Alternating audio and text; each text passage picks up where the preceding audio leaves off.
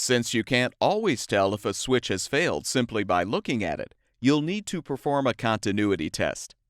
A continuity test will determine if a continuous electrical path is present in the switch.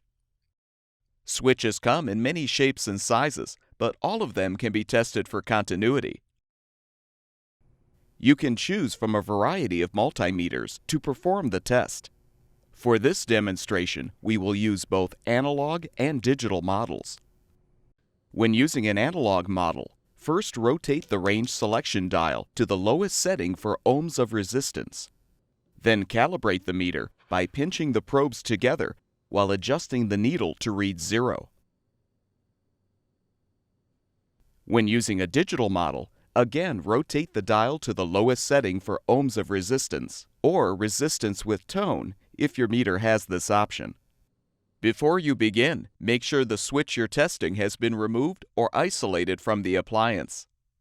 3-terminal switches will have a common terminal, a normally closed terminal that provides continuity before the switch is actuated, and a normally open terminal that provides continuity after the switch is actuated.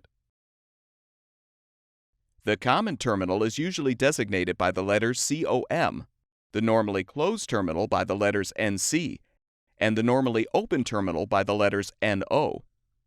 To test the switch, use a probe to touch the common terminal and the second probe to touch the normally open terminal. Now actuate the switch. If the meter reading shows 0 ohms of resistance, the switch has continuity. If the needle does not move, or the digital display does not change significantly, there is no continuity, which means the switch is defective. Repeat the test for the normally closed terminal to determine if it has continuity. Keep in mind that the normally closed terminal should only provide continuity before the switch has been actuated. Likewise, the normally open terminal should only provide continuity after the switch has been actuated. If a terminal tests positive for continuity when it should not, it's likely that the switch has shorted closed and will need to be replaced.